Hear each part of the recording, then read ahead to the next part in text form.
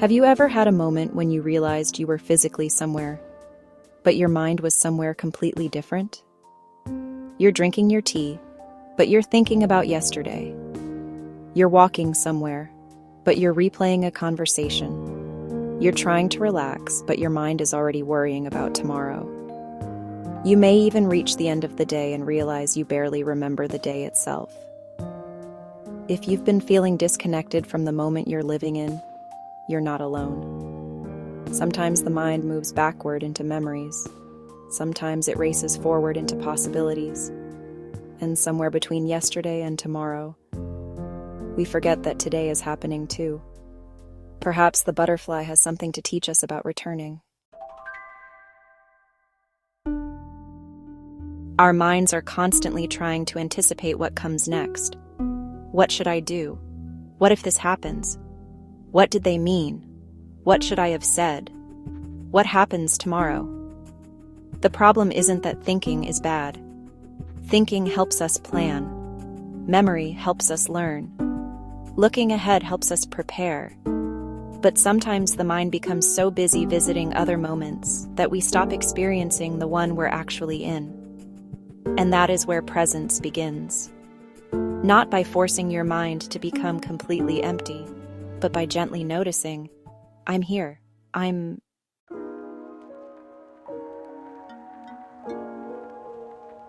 A butterfly doesn't rush through its existence because it is impatient to reach the next stage. The caterpillar eats. It moves. It rests. It simply lives the stage it is in. Then comes another stage, and another. Eventually, transformation happens. But each stage has its own purpose. Perhaps we can learn something from that. How often do we do the opposite? We tell ourselves, I'll enjoy life when I finish this, when I achieve that, when things become easier, when I know what happens next. And suddenly we're always waiting for life to begin. But life doesn't begin later. It's happening now.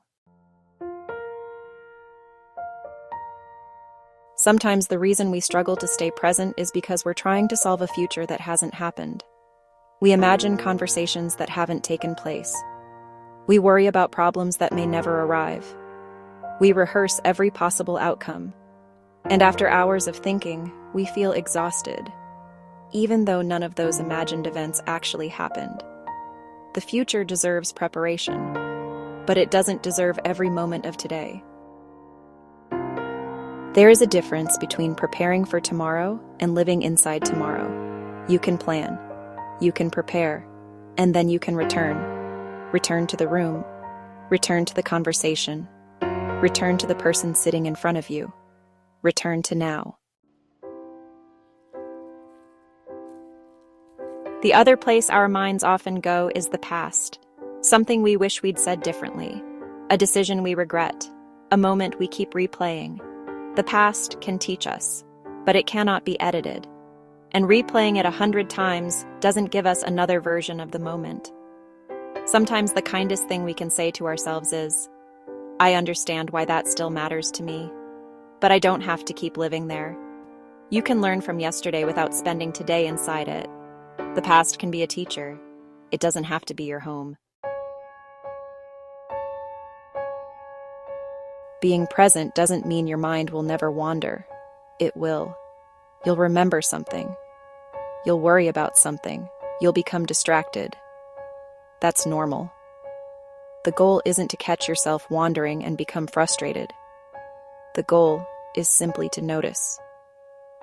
My mind has gone somewhere else, and then gently come back to the sound around you, to the person you're speaking with, to the sunlight on the wall, to the feeling of your feet touching the ground, to the moment that is actually here.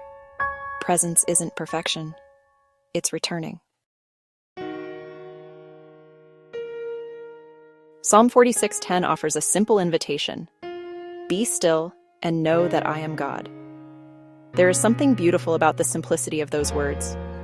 Be still. Not solve everything. Not predict everything.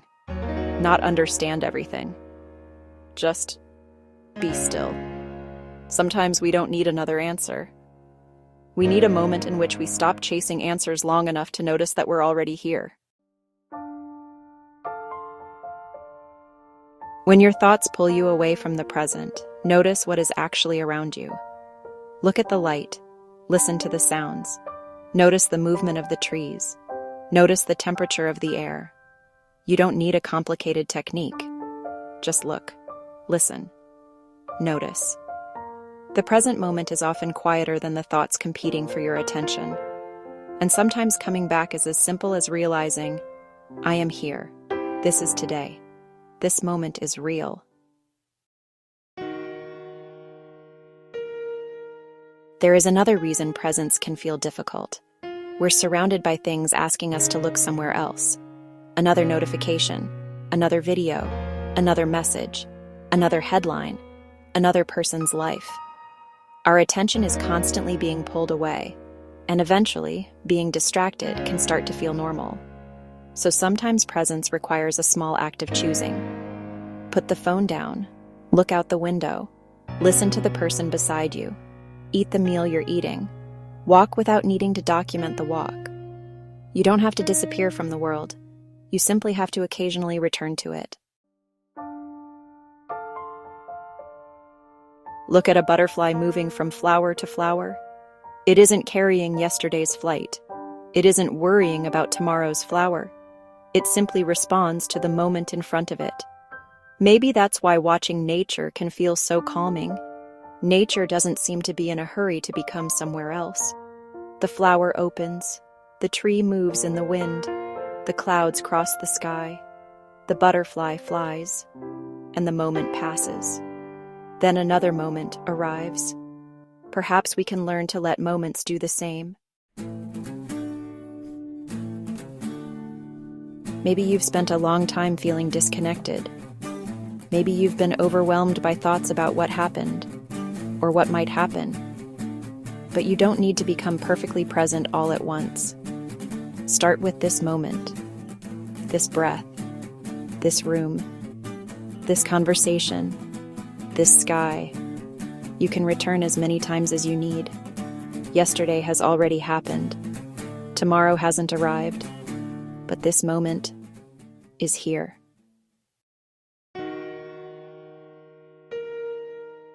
Before you leave, ask yourself, where has my mind been spending most of its time? In yesterday? In tomorrow? In someone else's life? In a problem you cannot solve yet? Then ask, what is happening right here that I've been missing? Maybe it's a conversation, a quiet morning, a beautiful sky, a meal, a person who cares about you, or simply the fact that you made it through another day. You don't have to find something extraordinary. Sometimes being present means noticing something ordinary. The butterfly reminds us that life unfolds in stages. It doesn't need to rush toward the next moment. And perhaps we don't either. You don't have to live in yesterday. You don't have to live in tomorrow. You don't have to spend every moment trying to become someone different. Sometimes the most powerful thing you can do is notice that you're already here. Feel the moment. Notice the people around you. Look at the sky. Listen to the world. Let today be today. Because one day, you'll look back at this ordinary moment and realize it was part of your life too. So if your mind has been somewhere else lately, come back gently, not perfectly, not permanently. Just come back. This was Lessons Nature Teaches Us. Until the next lesson, look closely. Nature may be teaching you something too.